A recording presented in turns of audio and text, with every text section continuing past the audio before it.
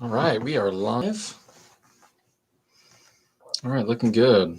I'm going to make a small adjustment here. All right. So today we've got book 5 of St. Augustine's Confessions. So I'm going to read a quick summary of book 5, and then we'll read through book 5. Basically, we've gone up through his first 28 years of life, all of the confessions from these first 28 years. And so here we are. Book 5, Augustine's 29th year. Faustus, a snare of Satan to many, made an instrument of deliverance to Augustine by shrewing the ignorance of the Manichees on those things wherein they professed to have divine knowledge. Augustine gives up all thought of going further among the Manichees. He's guided to Rome and Milan, where he hears St. Ambrose, leaves the Manichees, and becomes again a catechumen in the Church Catholic, I guess in the Catholic Church. All right, section 1. Accept the sacrifice of my confessions from the ministry of my tongue, which thou hast formed and stirred up to confess unto thy name. Heal thou all my bones, and let them say, O Lord, who is like unto thee? For he who confesses to thee doth not teach thee what takes place within him, seeing a closed heart closes not out thy eye, nor can man's hard-heartedness thrust back thy hand, for thou dissolvest it at thy will in pity or in vengeance, and, quote, nothing can hide itself from thy heat, end quote. But let my soul praise thee, that it may love thee, and let it confess thy own mercies to thee, that it may praise thee. Thy whole creation ceaseth not, nor is silent in thy praises, neither the spirit of man with voice directed unto thee, nor creation animate or inanimate by the voice of those who meditate thereon. That so our souls may from their weariness arise towards thee, leaning on those things which thou hast created and passing on to thyself, who madest them wonderfully, and there is refreshment and true strength. Let the restless, the godless depart and flee from thee, yet thou seest them and dividest the darkness. And behold, the universe with them is fair, though they are foul. And how have they injured thee? Or how have they disgraced thy government, which from the heaven to this lowest earth is just and perfect? For whither fled they when they fled from thy presence? Or where dost not thou find them? But they fled that they might not see thee seeing him, and blinded might stumble against thee, because thou forsakest nothing thou hast made. That the unjust, I say, might stumble upon thee and justly be hurt, withdrawing themselves from thy gentleness and stumbling at thy uprightness, and falling upon their own ruggedness, ignorant in truth that thou art everywhere, whom no place encompasseth, and thou alone art near, even to those that remove far from thee. Let them then be turned and seek thee, because not as they have forsaken their Creator hast thou forsaken thy creation. Let them be turned and seek thee, and behold, thou art there in their heart, and in the heart of those that confess to thee, and cast themselves upon thee, and weep in thy bosom, after all their rugged ways. Then dost thou gently wipe away their tears,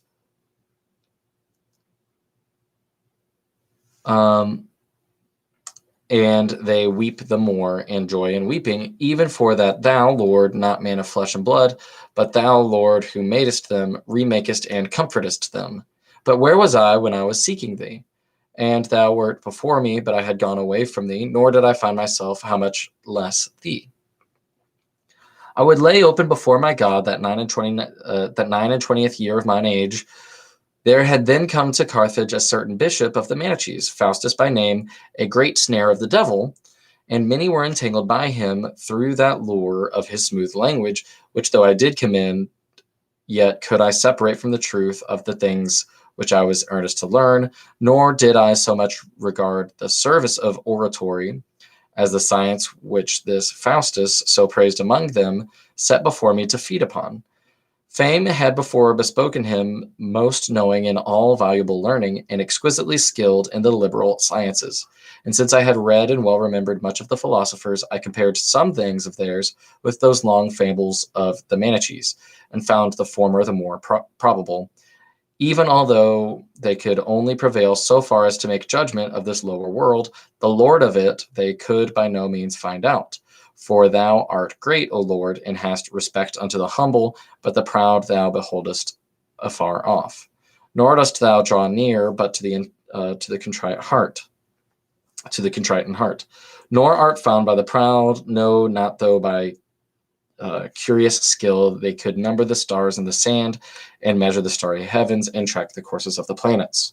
For with their understanding and wit, which thou bestowest upon them, they search out these things, and much have they found out, and foretold many years before eclipses of those luminaries, the sun and moon, what day and hour, and how many digits, nor did their calculation fail.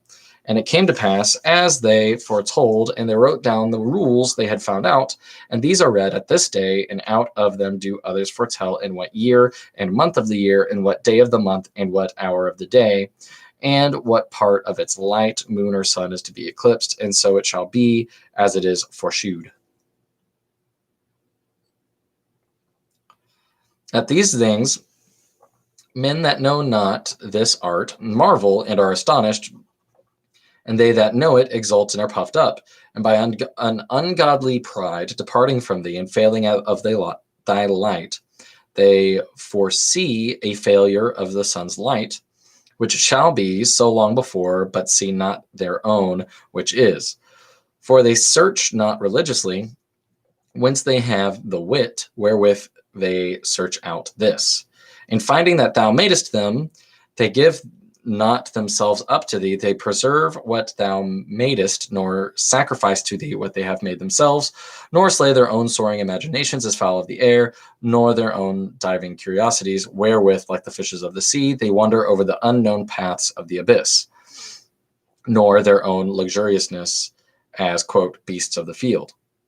That thou, Lord, a consuming fire, mayest burn up those dead cares of theirs and recreate themselves immortally.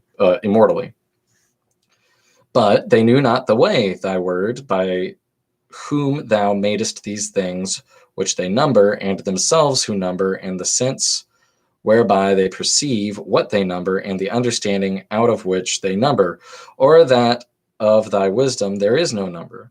But the only begotten is himself made unto us wisdom and righteousness and sanctification, and was numbered among us, and paid tribute unto Caesar.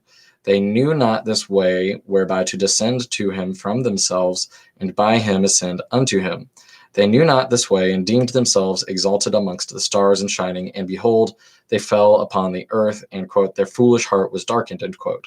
They discourse many things truly concerning the creature, but truth, artificer of creature, they seek not piously, and therefore find him not.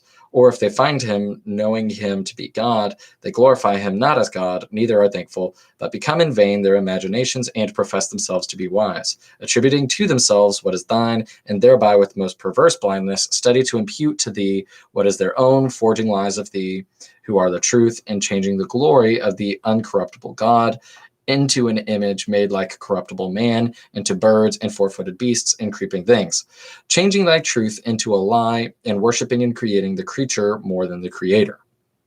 Wow.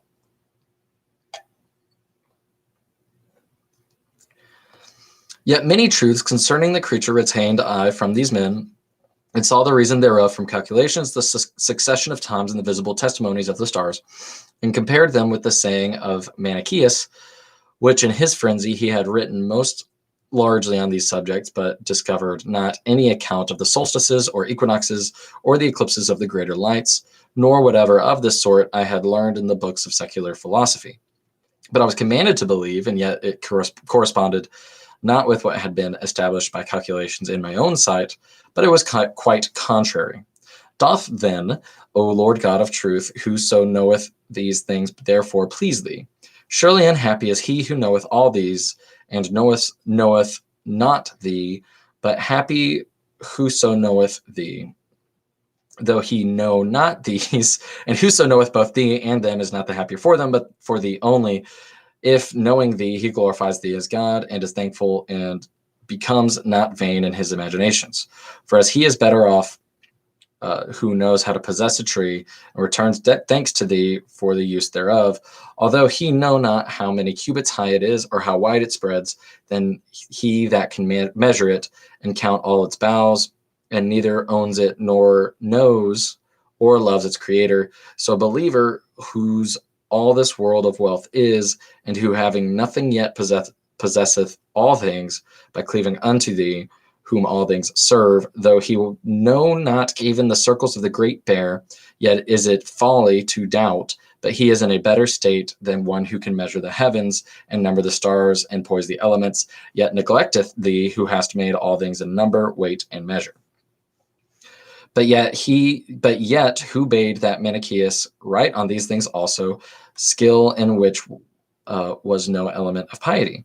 For thou hast said to man, behold piety and wisdom, of which he might be ignorant, though he had perfect knowledge of these things. But these things, since, knowing not, he most impudently dared to teach, he plainly could have no knowledge of piety. For it is vanity to make profession of these worldly things, even when known, but confession to thee is piety. Wherefore this wanderer to this end spake much of these things, that, convicted by those who had truly learned them, it might be manifest what understanding he had in the other abstruser things. For he would not have himself meanly thought of, but went about to persuade men, that the Holy Ghost, the comforter and enricher of thy faithful ones, was with plenary authority personally within him. When then he was found out to have taught falsely of the heaven and stars, and of the motions of the sun and moon, although these things pertain not to the doctrine of religion, yet his sacrilegious presumption would become evident enough, seeing he delivered things which not only he knew not, but which were falsified, with so mad a vanity of pride that he sought to ascribe them to himself as a divine person. For when I hear any Christian brother ignorant of these things and mistaken on them, I can patiently behold such a man holding his opinion, nor do I see that any ignorance as to the position or character of the corporal creation can injure him, so long as he doth not believe anything unworthy of thee, O Lord, the creator of all. But it doth injure him if he imagine it to pertain to the form of the doctrine of piety, and will yet affirm that too stiffly whereof he is ignorant, and yet is even such an infirmity in the infancy of faith, born by our mother Charity, till the newborn may grow up, quote, unto a perfect man, end quote, so as not to be, quote, carried about with every wind of doctrine, end quote. But in him who in such wise presumed to be the teacher, source, guide, chief of all, whom he could so persuade, that whoso followed him thought that he had followed not a mere man, but thy Holy Spirit, who would not judge that so great madness, when once convicted of having taught anything false, were to be detested and utterly rejected. But I had not as yet clearly ascertained whether the vicissitudes of longer and shorter days and nights, and of day and night itself, with the eclipses of the greater lights, and whatever of the kind I had read in other books, might be explained consistently with his sayings, so that if they by any means might, it should still remain a question to me whether it were so or no, but I might, on account of his reputed sanctity, rest my credence upon his authority. And for almost all those 9 years, wherein with unsettled mind I had been their disciple, I had longed but too intensely for the coming of this Faustus. For the rest of the sect, whom by chance I had lighted upon when unable to solve my objections about these things, still held out to me the coming of this Faustus, by conference with whom these and greater difficulties, if I had them, were to be most readily and abundantly cleared. When then he came, I found him a man of pleasing discourse, and who could speak fluently and in better terms, yet still but the self-same things which they were wont to say. But what availed the utmost neatness of the cupbearer to my thirst for a more precious draught? Mine ears were already cloyed with the like, nor did they seem to me therefore better, because better said, nor therefore true, because the face was comely and the language graceful. But they who held him out to me were no good judges of things, and therefore to them he appeared understanding and wise, because in words pleasing. I felt, however, that another sort of people were suspicious even of truth, and refused to assent to it, if delivered in a smooth and copious discourse. But thou, O my God, hadst already taught me by wonderful and secret ways, and therefore I believe that thou taughtest me, because it is truth, nor is there besides thee any teacher of truth, where or whensoever it may shine upon us. Of thyself, therefore, had I now learned that neither ought anything to seem to be spoken truly, because eloquently, nor therefore falsely, because the utterance of the lips is inharmonious, nor again therefore true, because rudely delivered, nor therefore false, because the language is rich. But what wisdom and folly are as wholesome and unwholesome food, and adorned or unadorned phrases, as courtly or country vessels, either kind of meats may be served up in either kind of dishes. That greediness then, wherewith I had of so long time expected that man, was delighted verily with his action and feeling when disputing, and his choice and readiness of words to clothe his ideas. I was then delighted, and with many others and more than they, did I praise and extol him. It troubled me, however, that in the assembly of his auditors I was not allowed to butt in and communicate those questions that troubled me in familiar converse with him, which when I might, and with my friends began to engage his ears at such times as it was not unbecoming for him to discuss with me, and had brought forward such things as moved me, I found him first utterly ignorant of liberal sciences, save grammar, but in an ordinary way. Ordinary way. But because he had read some of Tully's orations, a very few books of Seneca, some things of the poets, and such few volumes of his own sect as were written in Latin and neatly, and with daily practice in speaking, he acquired a certain eloquence, which proved the more pleasing and seductive, because under the guidance of a good wit, and with a kind of natural gracefulness. Is it not thus, as I recall it, O Lord my God, thou judge of my conscience? Before thee is my heart and my remembrance, who didst at that time direct me by the hidden mystery of thy providence, and didst set those shameful errors of mine before my face, and that I might see and hate them.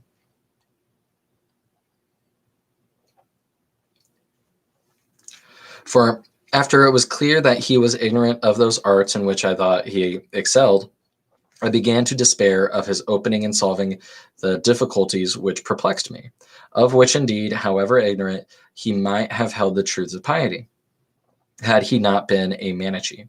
For their books are fraught with prolix fables of the heaven and stars, sun and moon, and I now no longer thought him able to satisfactorily to decide what I much desired, whether on comparison of these things with the calculations I had elsewhere read, the account given in the books of Manichaeus were preferable, or at least as good, which, when I proposed to be considered and discussed, he so far modestly shrunk from the burthen, for he knew that he knew not these things, and was not ashamed to confess it. For he was not one of those talking persons, many of whom I had endured, who undertook to teach me these things and said nothing. But this man had a heart, though not right towards thee, yet neither altogether treacherous to himself. For he was not altogether ignorant of his own ignorance, nor would he rashly be entangled in a dispute whence he could neither retreat nor extricate himself fairly. Even for this I liked him the better, for fairer is the modesty of a candid mind than the knowledge of those things which I desired, and such I found him in all the more difficult and subtle questions. My zeal for the writings of Manichaeus being thus blunted, and despairing yet more of their other teachers, seeing that in diverse things which perplexed me, he, so renowned among them, had so turned out, I began to engage with him in the study of that literature on which he was also was much set, in which, as rhetoric reader, I was at that time teaching young students at Carthage, and to read with him either what himself desired to hear, or such as I judged fit for his genius. But all my efforts whereby I had purposed to advance in that sect upon knowledge of that man came utterly to an end.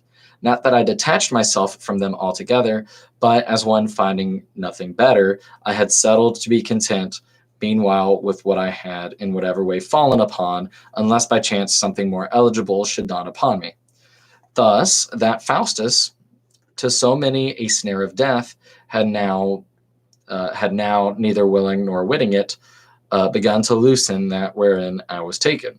For thy hands, O my God, in the secret purpose of thy providence, did not forsake my soul, and out of my mother's heart's blood through her tears night and day poured out, was a sacrifice offered for me unto thee, and thou didst deal with me by wondrous ways.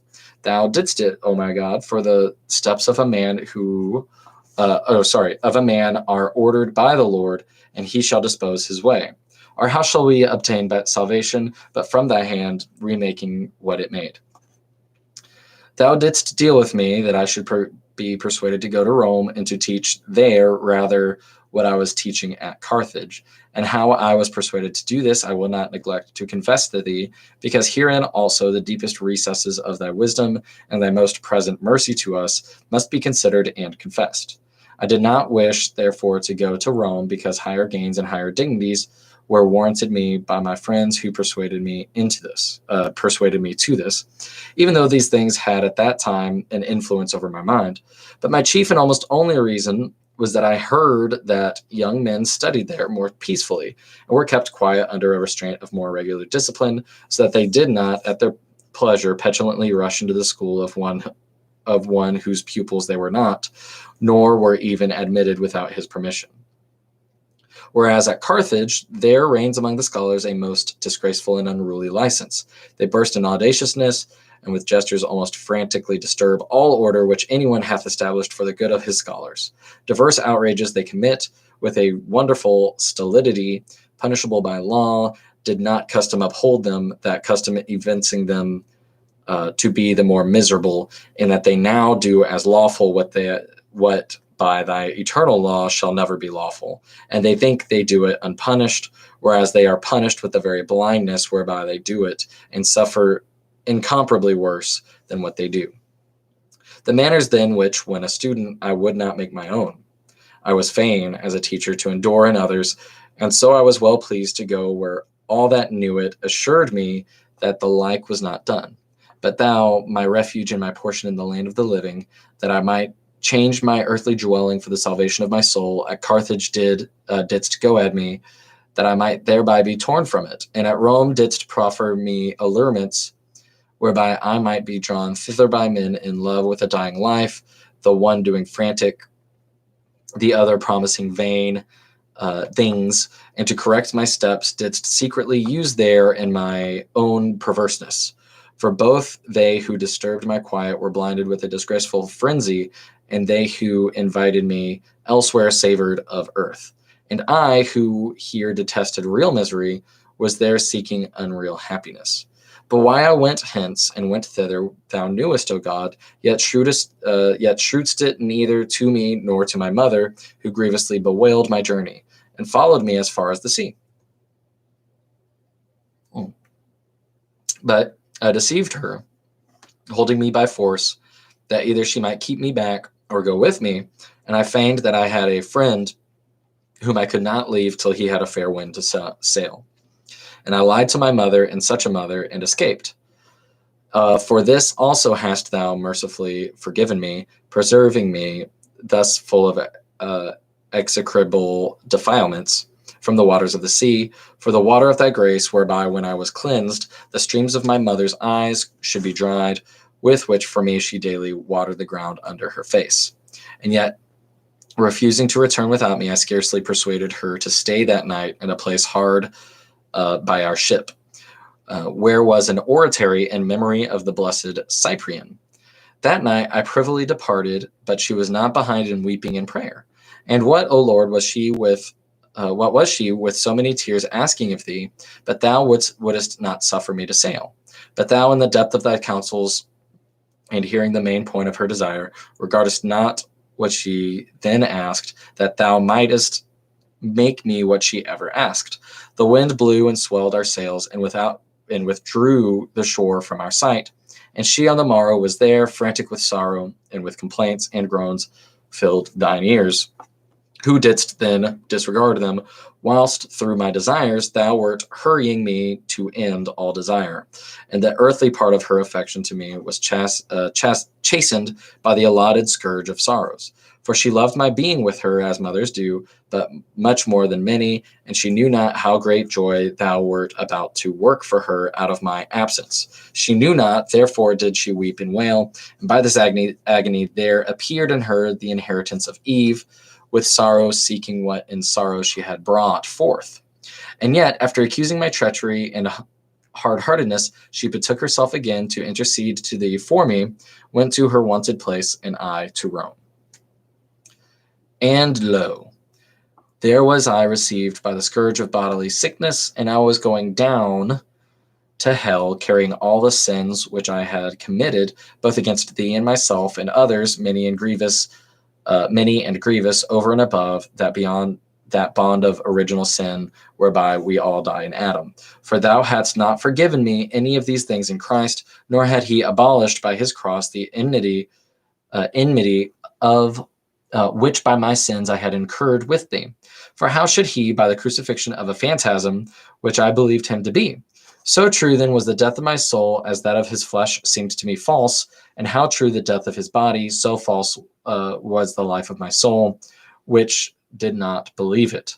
And now the fever heightening, I was parting and departing forever, for had I then parted hence, whither I had departed, but into fire and torments, such as my misdeeds deserved in the truth of thy appointment. And this she knew not, yet in absence prayed for me, but thou, everywhere present, heardst her where she was and where I was, hadst compassion upon me, that I should recover the health of my body, though frenzied as yet in my sacrilegious heart. For I did not in all that danger desire thy baptism, and I was better as a boy when I begged it of my mother's piety, as I have before recited and confessed. But I had grown up to my own shame, and I madly scoffed at the prescripts of thy medicine, who wouldest not suffer me, being such, to die a double death.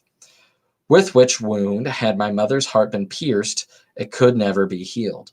For I cannot express the affection she bare to me, and with how much more vehement anguish she was now in labor of me in the spirit than at her childbearing in the flesh.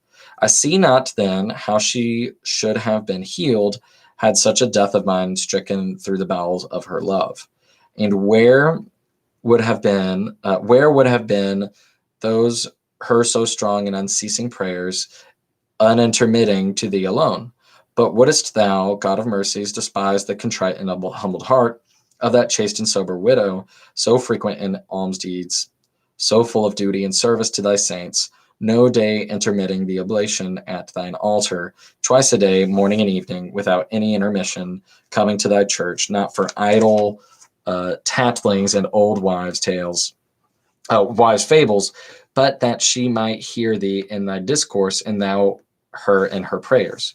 Couldst thou despise and reject from thy aid the tears of such an one, wherewith she begged of thee not gold or silver, nor any mutable or passing good, but the salvation of her son's soul?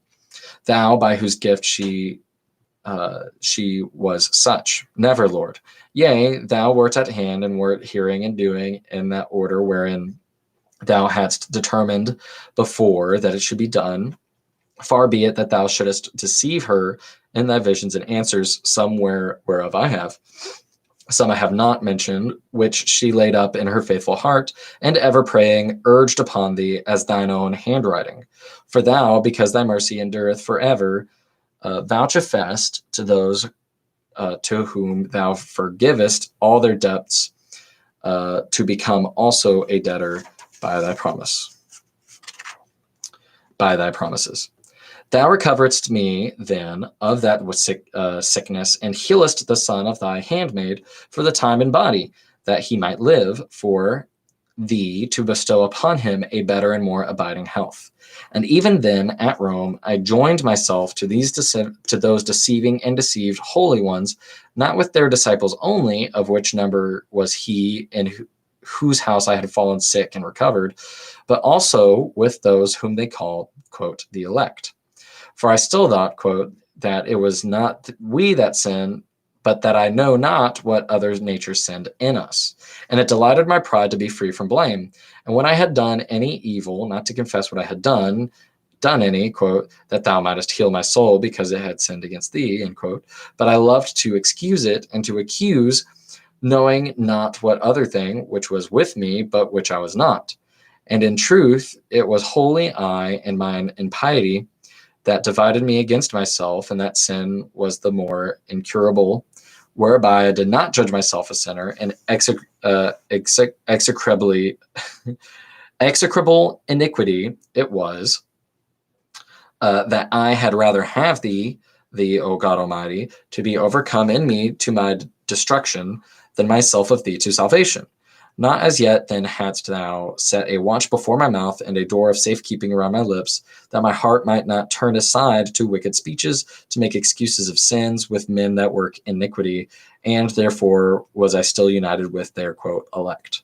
But now despairing to make proficiency in that false doctrine, even those things, parentheses, with which I should find no better, I had resolved to rest contented, and in parentheses.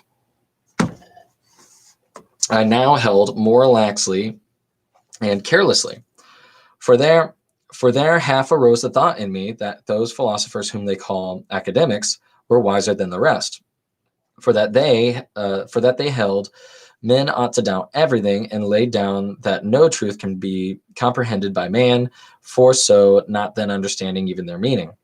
I was clearly convinced that they thought as they were commonly reported. Yet did I freely and openly discourage that host of mine from that overconfidence which I perceived him to have in those fables which the books of Manichaeus are full of. Yet I lived in more familiar friendship with them than with others who were not of this heresy. Nor did I maintain it with my ancient eagerness, still my intimacy with that sect, parentheses, Rome secretly harboring many of them, in parentheses, made me slower to seek any other way, especially since I despaired of finding the truth from which they had turned me aside in thy church, O Lord of heaven and earth, creator of all things visible and invisible. And it seemed to me very unseemly to believe thee to have the shape of human flesh, and to be bounded by the bodily lineaments of our members. And because, when I wished to think on my God, I knew not what to think of but a mass of bodies, parentheses, for what was not such did not seem to me to be anything. This was the greatest and almost only cause of my inevitable error, for hence I believed evil also to be some such kind of substance, and to have its own foul and hideous bulk, whether gross, which they called earth, or thin and subtle, like the body of the air, which they imagined to be some malignant mind creeping through that earth. And because of piety, such as it was, constrained me to believe that the good God never created any evil nature, I conceived two masses, contrary to one another, both unbounded, but the evil narrower and the good more expansive. And from this pestilent beginning, the other sacrilegious conceits followed on me. For when my mind endeavored to recur to the Catholic faith, I was driven back, since that was not the Catholic faith, which I thought to be so. And I seemed to myself more reverential, if I believed of thee, my God, to whom thy mercies confess out of my mouth, as unbounded, at least on other sides, although on that one where the mass of evil was opposed to thee, I was constrained to confess thee unbounded, than if on all sides I should imagine thee to be bounded by the form of a human body. And it seemed to me better to believe thee to have created no evil, which to me ignorant seemed not some only, but a bodily substance, because I could not conceive of mind unless it as a subtle body, and that diffused in definite spaces. Than to believe the nature of evil, such as I conceived it, could come from thee. Yea, and our Savior himself, thy only begotten, I believe to have been reached forth, as it were, for our salvation out of the mass of thy most lucid substance, so as to believe nothing of him but what I could imagine in my vanity. His nature then being such, I thought could not be born of the Virgin Mary, without being mingled with the flesh, and how that which I had so figured to myself could be mingled and not defiled, I saw not. I feared, therefore, to believe him born in the flesh, lest I should be forced to believe him defiled by the flesh. Now will thy spiritual ones mildly and lovingly smile upon me, if they shall read these my confessions. Yet such was I. Furthermore, what the Manichaeans had criticized in thy scriptures, I thought could not be defended, yet at times verily I had a wish to confer upon thee these several points with someone very well skilled in those books, and to make trial what he thought thereon. For the words of one Helpidius, as he spoke and disputed face to face against the said Manichees, had begun to stir me even at Carthage, in that he had produced things out of the scriptures not easily withstood. The Manichees' answers whereto seemed to me weak. And this answer they liked not to give publicly, but only to us in private. It was that the scriptures of the New Testament had been corrupted by I know not whom, who wished to engraft the law of the Jews upon the Christian faith, yet themselves produced not any uncorrupted copies. But I, conceiving of things corporal only, was mainly held down, vehemently oppressed, and in a manner suffocated by those, quote, masses, panting, under which, after the breath of thy truth, I could not breathe it pure and untainted.